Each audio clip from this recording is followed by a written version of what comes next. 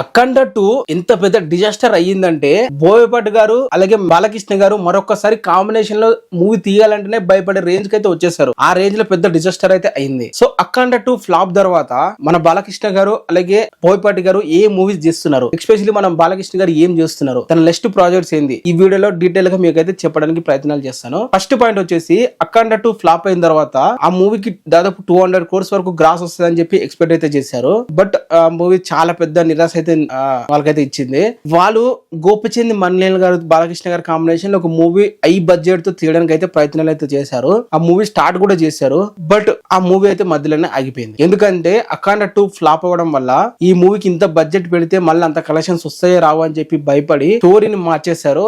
అలాగే వేరే స్టోరీ గోపిచంద్ మల్లినార్ గారు ఇప్పుడు కొత్తగా అయితే ట్రై రాస్తున్నారు. సో నెక్స్ట్ ప్రాజెక్ట్ మన బాలకృష్ణ గారితో వచ్చేసి గోపిచంద్ మల్లిని అలాగే బాలకృష్ణ గారి కాంబినేషన్ అయితే ఉంటుంది. అండ్ ఆ తర్వాత వచ్చేసి రీసెంట్ గా వినిపిస్తున్న న్యూస్ ప్రకారం వివేక్ ఆత్రేయతో మూవీ అయితే ఉంటది అని చెప్పి అయితే అంటున్నారు. ఇది క్రేజీ కాంబినేషన్ అనే చెప్పాలి. వివేక్ ఆత్రేయ బీభత్సంగా తన ఒక సెన్సిబుల్ డైరెక్టర్. తను సరిపోదా శనివారం గానీ లేకుంటే అంటే సుందరానికి అలాగే బ్రోన్ చేసేవారా అండ్ మెంటల్ మధ్యలో ఈ 4 మూవీస్ కూడా చాలా డిఫరెంట్ కాన్సెప్ట్స్ అలాగే కొంచెం సెన్సిబుల్ ఉన్న డైరెక్టర్. అలాంటి డైరెక్టర్ మన మాస్ హీరో అయిన బాలకృష్ణ గారి చేతిలో పడితే ఏ రేంజ్ లో ర్యాంపేజ్ ఉంటుందో మీరు అర్థం చేసుకోండి.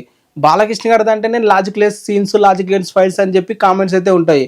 బట్ అలాంటిది ఒక సెన్సిబుల్ డైరెక్టర్ బాలకృష్ణ గారితో మాస్ ఫైట్ చేపిస్తే ఏ రేంజ్ లో గూస్ బంప్స్ ఉంటుందో మీరు అర్థం చేసుకోండి. సో ఇదైతే క్రేజీ కాంబినేషన్ అనే చెప్పాలి. ఇవి బాలకృష్ణ గారు ప్రస్తుతం చేస్తున్న 2 ప్రాజెక్ట్స్. మరి ఇంకేదైనా డౌట్స్ ఉందా కింద కామెంట్ అయితే చేయండి, మీకైతే రిప్లై ఇవ్వడానికి అయితే ట్రై అయితే చేస్తాను.